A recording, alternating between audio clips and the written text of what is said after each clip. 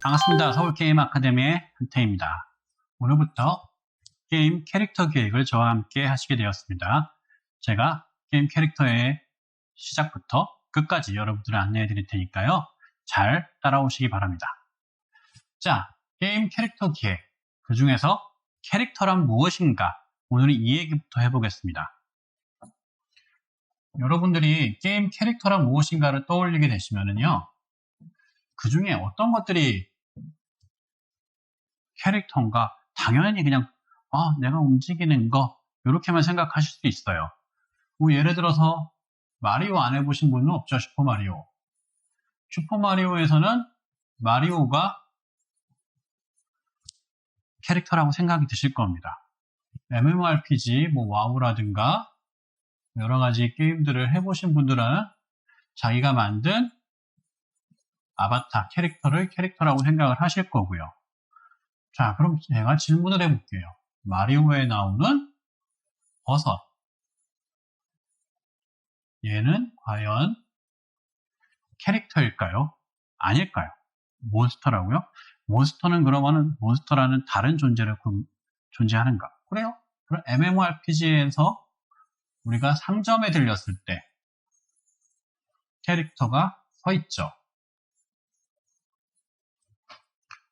상점에서 뭔가를 파는 아저씨 혹은 아줌마. 이 사람은 과연 캐릭터일까요? 아닐까요? 나를 공격해오는 스켈레톤. 이 친구는 뭘로 분류를 해야 될까요? 자, 얘는 몬스터고 얘는 NPC고 얘는 몬스터고 이런 식으로 구분을 할 수도 있겠죠. 하지만 어떤 기준으로 분류가 되는 걸까요? 그러니까 우리가 기획을 한다라는 거는 그냥 만들 기획서의 내용을 내가 머릿속에 있는 것들을 서류에 적어가지고 다른 사람한테 전달하는 게 아니고 제일 많이 하는 것 중에 하나가 정확한 정의와 그거에 대한 설명을 사람들한테 전달을 해야 돼요. 여러분들 머릿속에 있는 것들은 그냥 머릿속에 있는 겁니다. 영화 아바타 보셔서 알겠죠? 거기에 보면 나비족이 머리카락 이렇게 해가지고 쭉 꼽으면은 자기 생각이 쫙 전달이 되잖아요. 그러면 얼마나 좋겠냐만 현실은 그렇지 않잖아요. 그러면 우리가 해야 될 거는 우리가 생각하는 내용을 명문화해가지고 전달을 해야 돼요. 그렇기 때문에 정의라는 거는 굉장히 중요합니다. 한두 명, 서너 명, 이 정도 조직에서 일을 할 때는 정확하게 전달이 안 돼도 계속 얘기하다 보면 언젠가는 전달이 됩니다. 똑같은 뜻을 가지고서 일을 하게 되고 이런 것들이 헷갈릴 여지가 없죠. 하지만 10명, 20명, 30명, 100명, 200명 이렇게 일을 할 때는 그거에 대해서 어떤 하나에 대해서 정확하게 동일하게 알고 있지 않다라고 하면은 문제가 생길 가능성이 굉장히 커요. 그래서 확실한 정의하고 넘어가겠습니다. 자, 그래서 캐릭터란 무엇인가? 여러분들도 지금까지 들으시면서 뭐 생각을 좀 해보셨을 거예요. 이게 캐릭터란 무엇이지? 내 나름대로의 정의? 뭐 이런 것들을 해봤을 거라고 생각이 드는데 제가 얘기를 좀 해드리겠습니다. 캐릭터에 대해서 이야기를 한다고 해놓고서 왜 갑자기 게임의 메커니즘에 대해서 얘기를 하느냐? 게임의 메커니즘을 정확하게 알고 있어야 캐릭터에 대해서도 조금 더 정확한 정의를 해드릴 수가 있습니다. 여기는 지금 공간, 객체, 액션, 기술, 규칙, 운 6가지의 요소가 들어가 있는데요. 학자들에 따라서 혹은 이제 게임을 개발하는 사람들에 따라서 게임의 메커니즘을 정의할 때 여러 가지로 정의를 하고 있지만 저는 이걸로 정의를 하고 수업을 하고 있습니다. 그럼 이건 무엇인지에 대해서 지금부터 얘기를 해볼게요. 메커니즘이라고 하는 거는 이 게임 내에 이 게임이라는 거를 구성하기 위해서 존재하는 모든 것들 이 6가지만 있으면 게임을 만들 수가 있어야 된다. 그리고 어떤 게임이든 이 6가지는 다 들어간다 라고 생각을 하고 보시면 돼요. 자, 첫 번째 공간. 게임이라는 거는 어떠한 공간에서 이루어집니다. 자, 어떤 공간이 있을까요? 그 부분을 볼 건데요. 여러분들이 게임 내에서 전투를 한다. 어디서 할까요?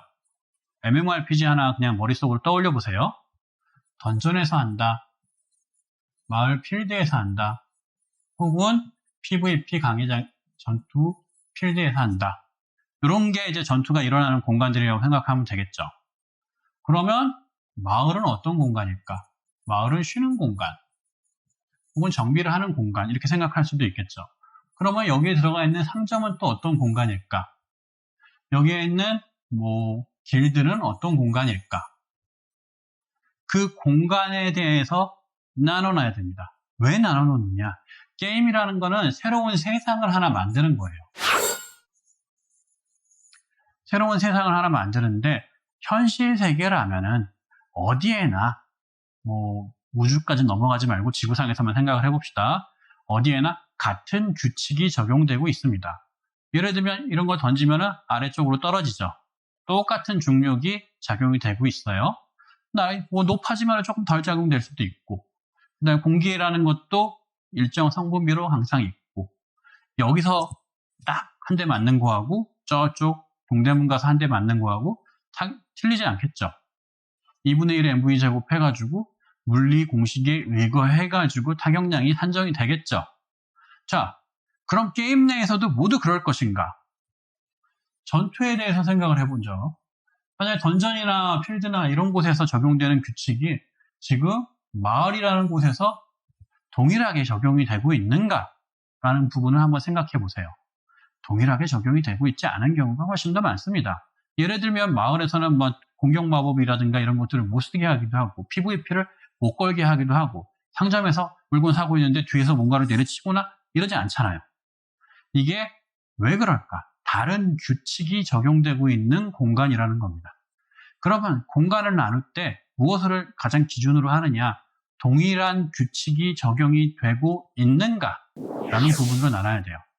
게임 내에 그렇게 공간이 많을까요? 엄청나게 많습니다. 여러분들이 로그인할 때, 로그인을 할 때 로그인 창이 뜨죠? 아이디 넣고 패스워드 넣고, 이 부분 공간일까요? 네, 게임 내에 존재하는 하나의 공간입니다. 그러면은 이 부분도 하나의 공간이고, 그 다음에 로딩하면 뜨는데 이 부분도 공간일까? 또 하나의 공간이에요.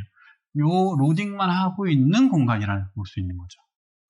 아이디 패스워드만 넣을 수 있는 그런 공간이, 규칙이 있는 공간이게 되는 거고요. 마을에 접속했을 때 마을에 대한 공간, 상점을 하는 공간, 전투를만 할 수 있는 공간, 결과값에 대해서 결과를 얻기만 하는 공간, 모두 어떠한 특정 규칙이 적용되는 공간들로 나눠진다는 거예요. 그런 공간들이 많이 만들어 놓고 그 공간에서 할 일들을 만들어 놓는 게 게임에서 첫 번째 시작이라고 할 수 있겠네요. 자, 그럼 이러한 공간에서, 공간만 있다고 게임이 될까요? 마을만 있고 던전만 있고 필드만 있고 그런 곳이 게임일까요? 그렇지는 않겠죠. 꼭 필요한 것이 바로 이 객체라는 것이 있습니다. 그럼 객체란 건 무엇일까요? 이렇게 쉽게 생각하시면 됩니다. 게임 내에 존재하는 모든 눈에 보이는 것은 다 객체다. 다만 각자 맡고 있는 역할이 다를 뿐이다.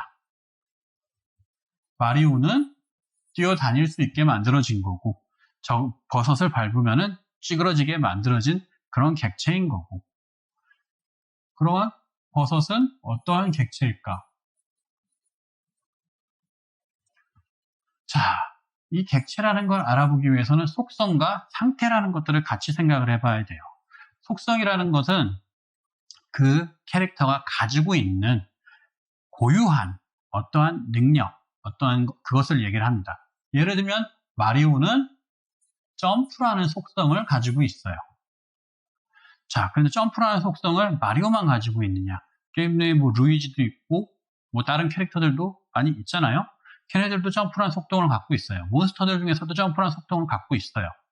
근데 점프라는 속성은 마리오가 아니더라도 얘도 가질 수 있는 거고 얘도 가질 수 있다는 얘기예요.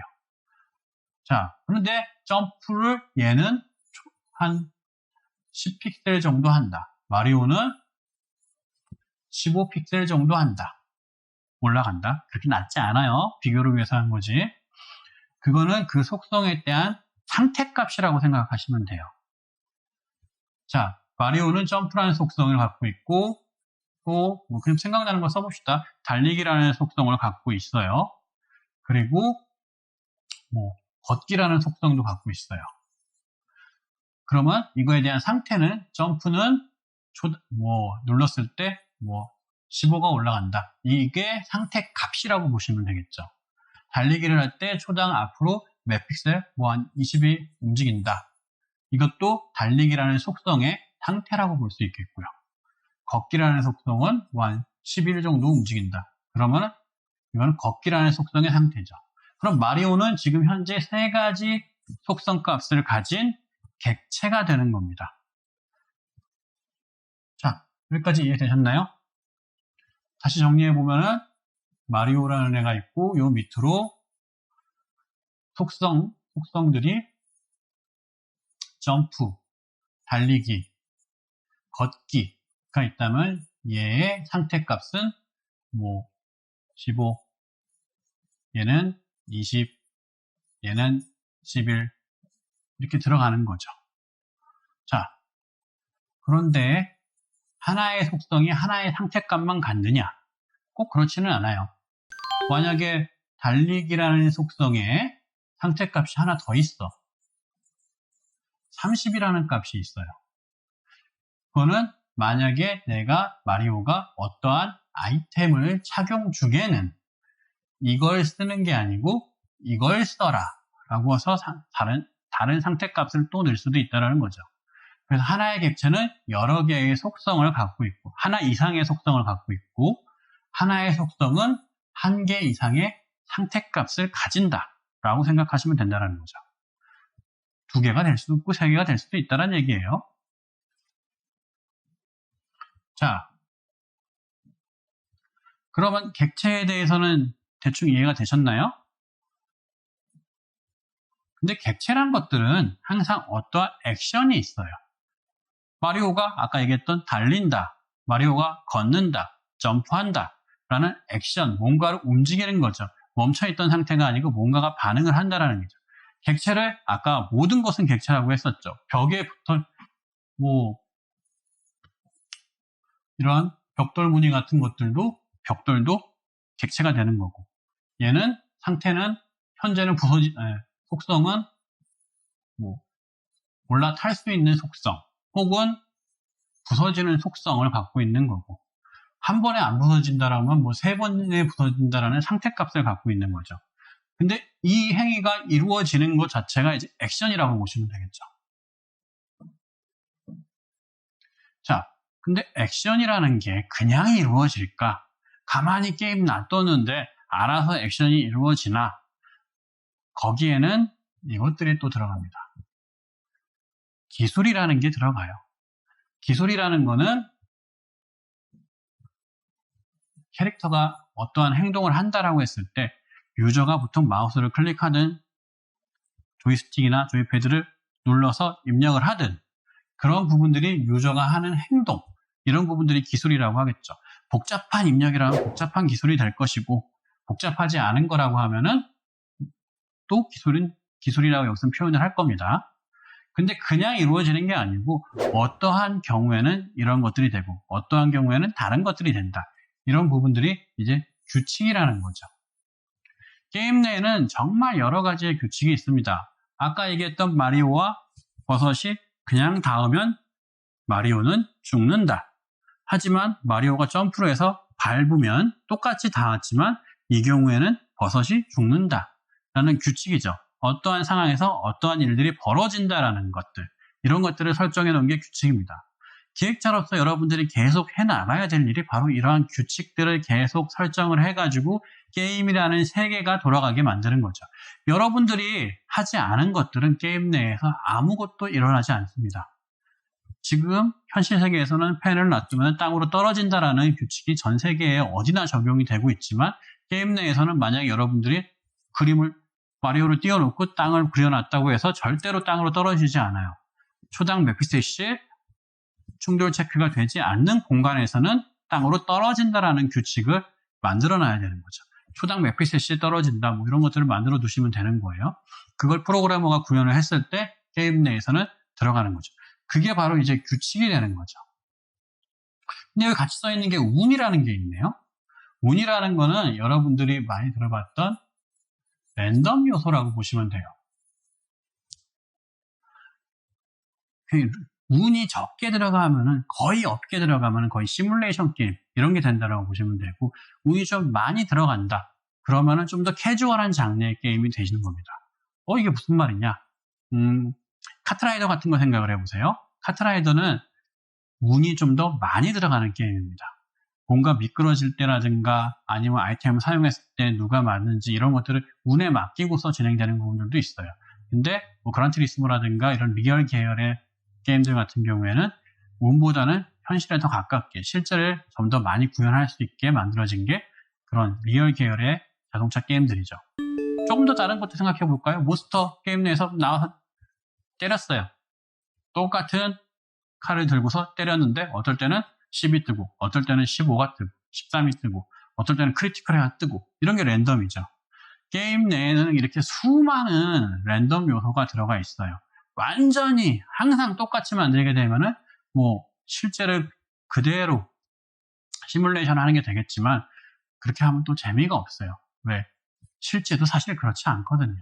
더 정확히 하려면은 뭔가 때렸을 때 입사각, 그 다음에 여기에 힘, 거기에 각도, 그 다음에 무게의 재질, 마모도, 현실이라면 이런 모든 것들이 자연히 적용되겠지만 게임 세계에서 실제처럼 한다고 해서 이것들을 막 다 설정해 놓은 거하고 그냥 10에서 15 뜬다, 빗나감 뜬다, 크리티컬 뜬다, 이걸 랜덤으로 만들어 놓은 거하고 결과값은 오히려 비슷할 수 있다는 거죠.